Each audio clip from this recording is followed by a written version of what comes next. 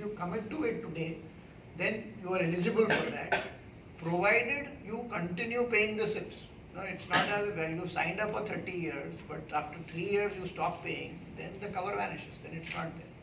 So what we are trying to encourage is people, whatever amount you feel comfortable with, you be there for 20, 30 years, and obviously we all know the magic happens with a period of time, and you continue with that, and the cover is then available to you till the time you are paying it. That conventional thinking, I think, needs to change.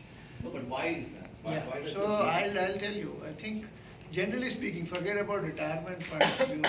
If you have to build wealth, the first criteria obviously is inflation. We know about it, and real inflation, not just what the government publishes. I mean, it's a relevant number, but I think individually we all know inflation is much higher, and as you actually age, your healthcare, which is one of the big components of your spending, can actually really go up.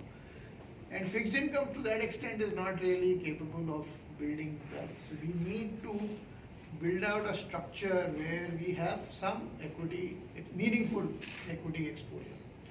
Now when you are 25 or 30 years old, you've got 30 years left for retirement.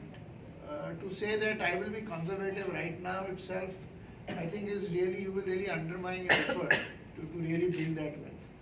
Maybe when you are close, 45, 50, when you have less years left, you don't want, so maybe there's a large fall in the market, you can't really take that. You reduce the exposure, and that's why the conservative plan is there. But for young people, in fact, today the thinking is, in fact, few years back the thinking used to be, if you are 60 now, just cut out every equity exposure, which is okay if you are going to live 5, 7, 10 years. But if you're going to live 25, 30 years, you still need to kind of generate reasonable returns. So I think equity has become a perennial, some allocation. I'm not saying you will be 80% exposed to equity at that point of time in your life, but equity is becoming extremely important. The other thing is, fixed income returns anyway are going down.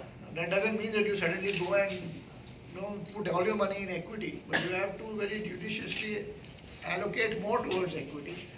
And equity, as we all know, is not one thing. I mean, there is a large cap, small cap, mid cap, value, growth. So what we are trying to say is Axis's investment style has always been something which, while the risk of equity market is there, we control and manage that risk to give a reasonably good outcome, which is what I'm sure many of you are tracking, the way our equity funds have performed, not just for the last 1-2 years, but look at their returns 5 years, 10 years.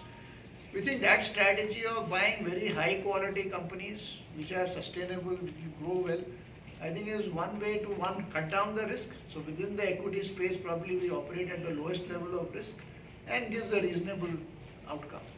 This is serious goal. We cannot put that achievement of that goal at risk, but depending on your profile and your age profile, I think there is a case for aggressive product. And as the time to retirement comes off, or maybe that this is your only source of wealth, you don't have anything, you don't want to put too much of risk, you may actually decide to move into a more